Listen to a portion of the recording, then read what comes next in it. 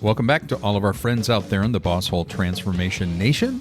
This is your host, John Brewer, and you are listening to part 3 of our 5-part series on the big 5 skills of emotional intelligence. So 2 weeks ago, we started out with emotional self-awareness. Last week, you learned about empathy. This week, we're going to be talking about self-regard.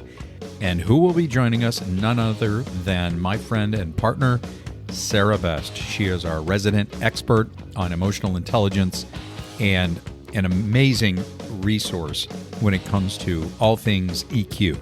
So let's not waste any more time and start to talk about the skill of self-regard as it relates to emotional intelligence. Here we go. The Boss Hole Chronicles are brought to you by real.good.ventures, a talent optimization firm helping organizations diagnose their most critical people and execution issues with world-class analytics. Make sure to check out all the resources in the show notes and be sure to follow us and share your feedback. Enjoy today's episode. Well, we're back with Sarah. Hi, Sarah. How's it going? Hey, John. Real good. It's real good. It's a real good Friday. It's a real good snowy Friday. It is. It's a little chilly out there. And well, what better reason to stay indoors and listen to a podcast, the Boss Hole Chronicles, in part 3 of our 5-part series on the skills, the big 5 skills of emotional intelligence. And last week you heard about empathy. Week before that, you heard about emotional self-awareness. And if you haven't listened to them, go back and take these in order, because they really, you don't have to do them in order, but I would think that they really kind of build on themselves. And today we're going to be talking about self-regard. And one of the things you said before, Sarah, this is kind of central to the work we do around self-awareness and so forth. But this we're going to talk about as it relates to emotional intelligence. So what is self-regard other than what it obviously seems to be? Give us a better definition. My favorite definition, John, of self-regard is how comfortable you are in your own bag of skin. Okay. It just means how comfortable are you with the strengths, the things that you do really well, knowing your natural abilities, and understanding and knowing the things that you don't do so well. So can you kind of be aware of both and not be overrun by worries and concerns about the things you don't do so well, or overemphasis of the things you do really well. So it's this kind of mid-zone level of comfortability that I am what I am. Like, I know what I am and I can work with that. It's not necessarily a bad thing. You know, when we talk about people's superpowers and also their kryptonite, is this related to that in any way? You know, I think it certainly can be, John. You know, there's a behavioral backdrop to probably everything that we experience. But I also think that self-regard, even though it's a capacity, it's a learned skill and ability, it is influenced by so much that we live. So lived experiences, family experiences, relational experiences. There's so many things that contribute to how we feel about ourselves from one moment to the next. Okay. And I think self-regard, if you think of it as a dial, these competencies, we've described them as dials. Our dial's going to get turned up or down sometimes based on the praise we received after a great presentation, or maybe the feeling of failure we have after we lose a client or get a piece of critical feedback, for example. Sure. So all that stuff. So that would be, when we talk about the head, the heart, and the briefcase, that might also be impacted by what we call the baggage. The things that we bring along with us, unfinished business from past experiences. We all have it, and we should reverence it. But I think the journey that probably most human beings are on is kind of achieving a sense of self-love and respect for what you do really well, what you don't do so well, and not making those things that you don't do well take away from the person you are. They're part of who you are. Does that make sense? It does. I think the other good thing to know, John, is that self-regard is supported by the other competencies of emotional intelligence that we've been talking about. That's emotional self-awareness and empathy. And I'll tell you why. Emotional self-awareness handles what we would call the first critical component of self-awareness. That's internal awareness. Okay. What are my feelings? What are the thoughts that create those feelings? Why am I having those thoughts and feelings? What could I do differently? So the internal awareness is one part.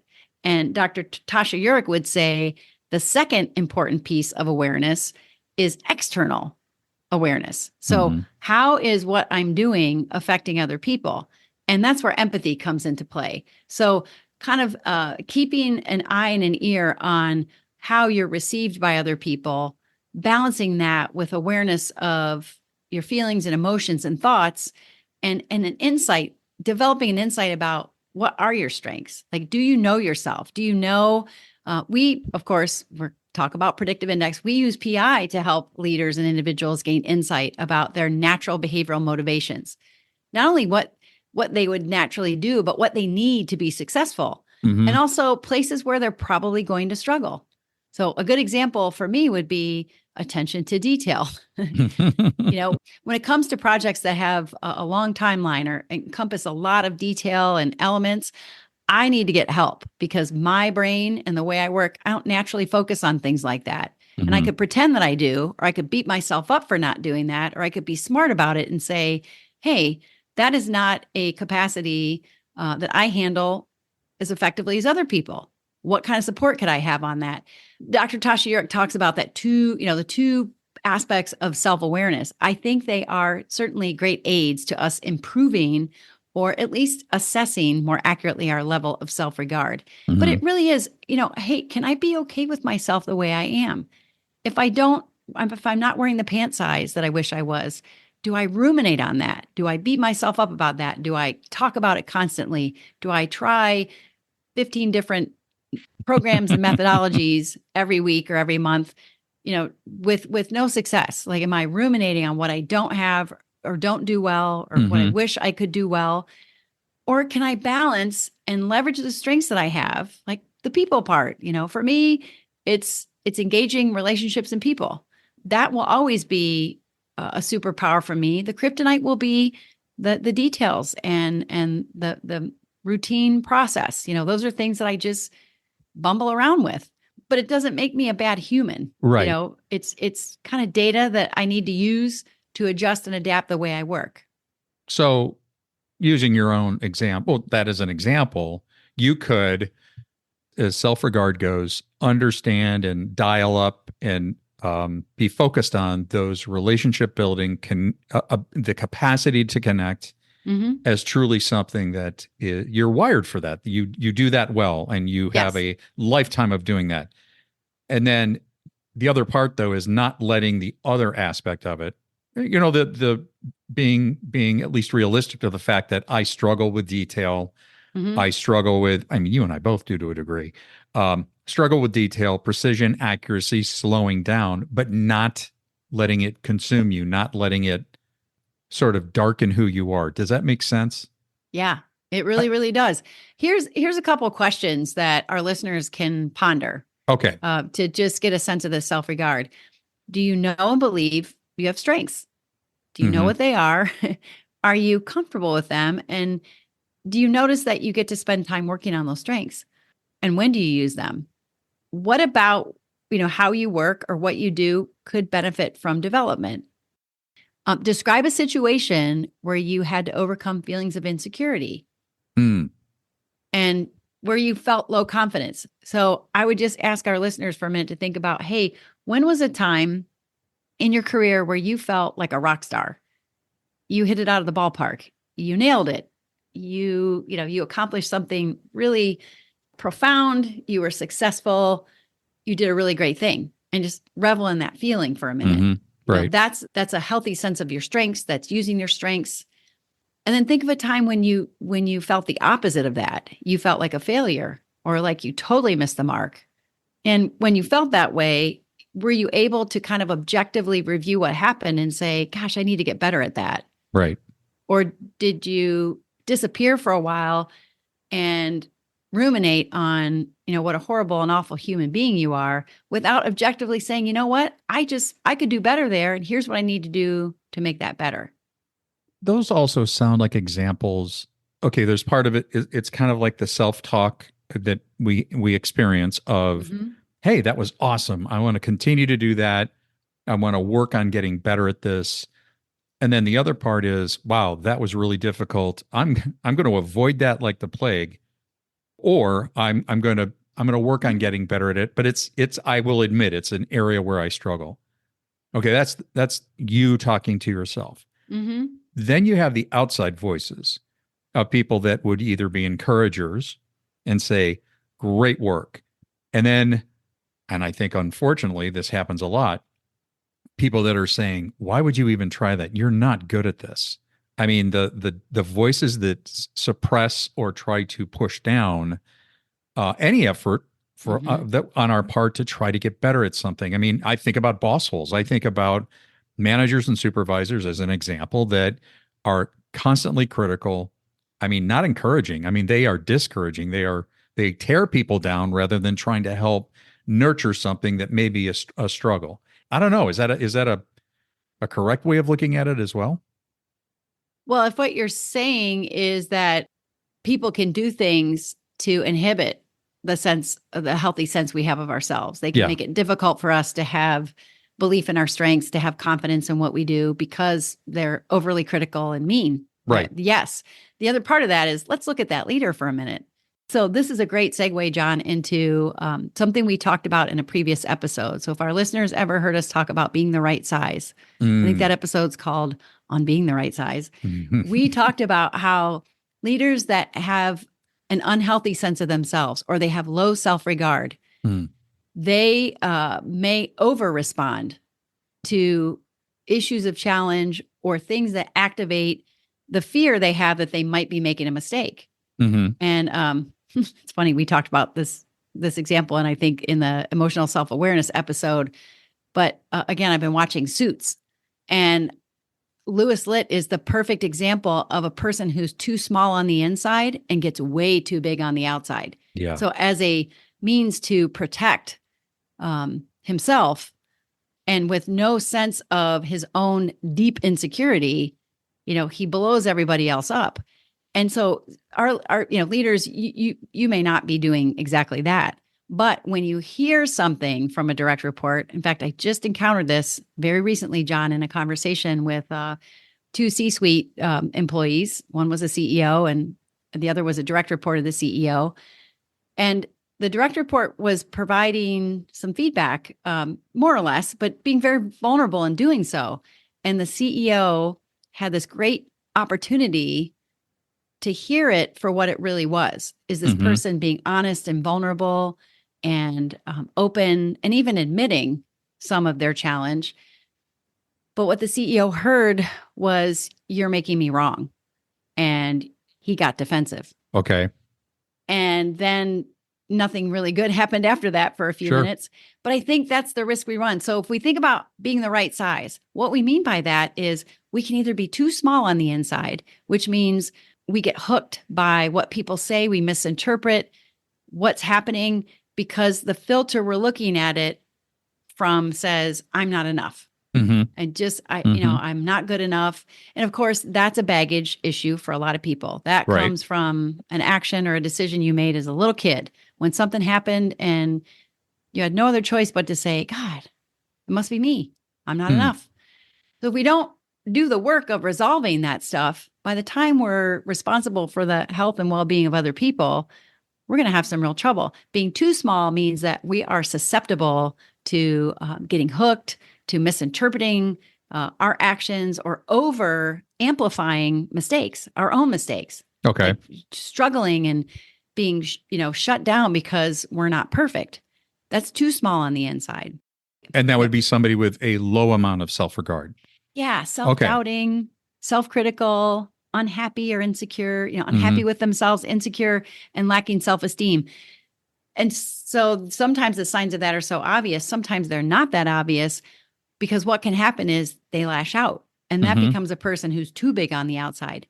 And if you're too big on the inside, so this is the opposite end of that spectrum, John, that's when you're arrogant, conceited, Mhm. potentially narcissistic or overconfident. And we know we've encountered some leaders who are there. They're Oh, in that yeah. zone. And that means that they have no capacity. They're unable to or unwilling to accept that they might be wrong. Right. They're invulnerable. So on either end of the spectrum, we know we're going to have a lot of challenges. But I think each and every day, John, you and I have the privilege of talking to great people who just struggle with, am I doing enough? Am I Hmm. doing my job okay? Is what I'm doing providing value? Am I making mistakes? Is there something I could be doing better? And when we think about the competency of self-regard, it means that we have to work to become the right size. Hmm.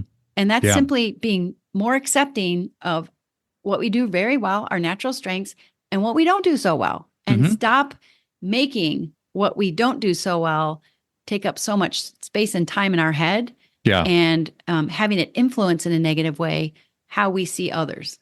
The skill of self regard is probably nothing more than coming to terms with and even celebrating some of those things that we don't do so well, and seeing them as opportunities to grow or learn Right. or even outsource them, but not to make that mean anything about our value as a person. Hmm.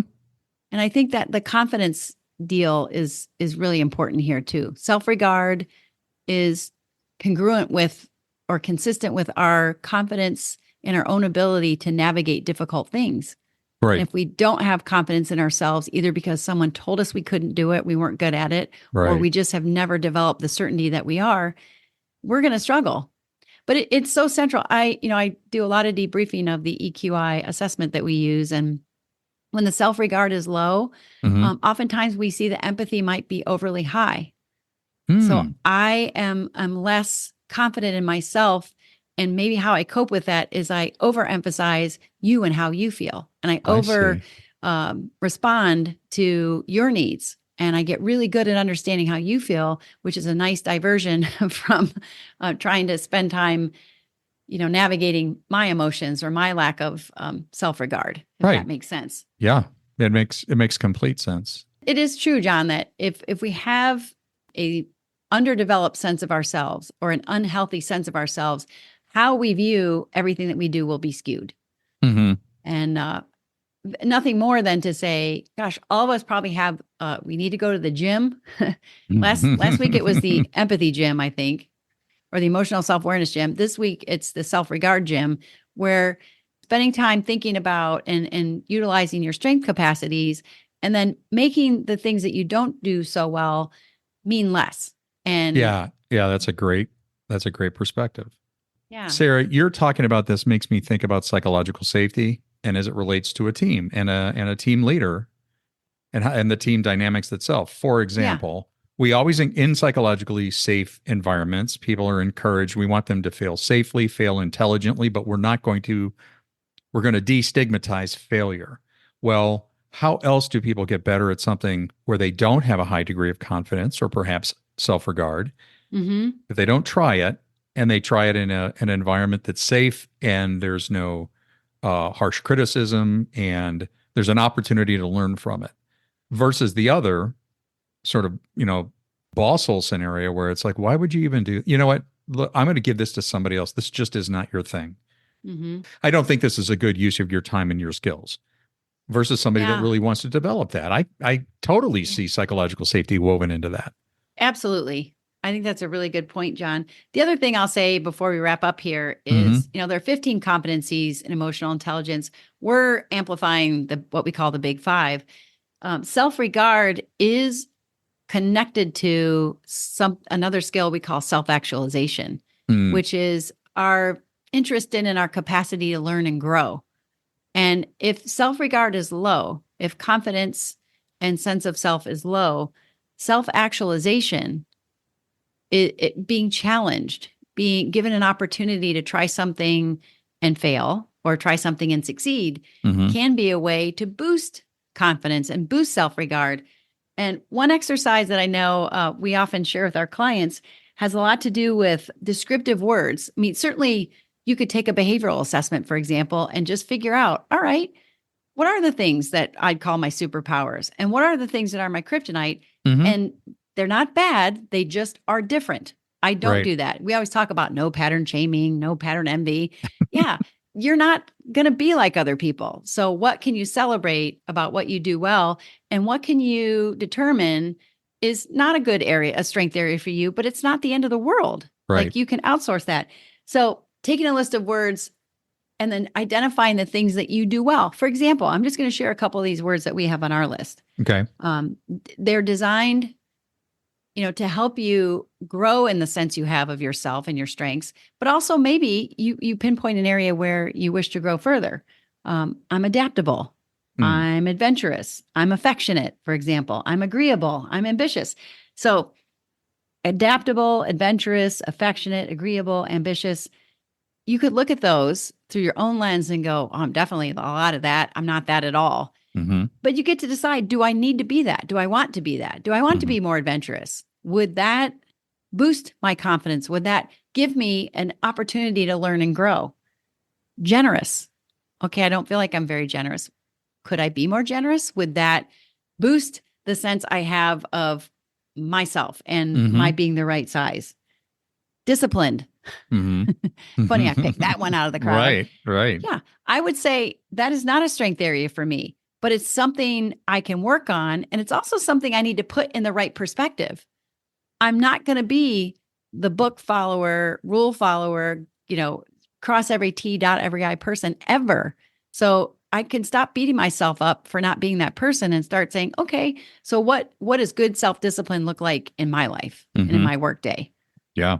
I think there's a nice tie. And so said in more simple terms, if you lack confidence, then go learn something. Learn something that would boost your confidence, because the more we know, the better we do. Mm-hmm. And probably the better we feel about ourselves. Yeah. Well, that's good, Sarah. That is great. Self-regard. Number 3. What are we going to talk about next week? Next week, we're going to talk about, gosh, John, if this was a skill that everybody possessed at the right level, we might have a totally different workplace, but it's assertiveness. Okay. Looking forward to that one. That'll be good to unpack. Thanks, Sarah. And hey, everybody, check out the show notes, because I'll put in there the episode on being the right size, which was something we did before. But thanks, Sarah. This is awesome. Yeah, I guess we'll see you next time on the Boss Hole Chronicles. We'd like to thank our guest today on the Boss Hole Chronicles. And if you have a Boss Hole Chronicles story of your own, please email us at mystory@thebossholechronicles.com. Once again, mystory@thebossholechronicles.com. We'll see you again soon.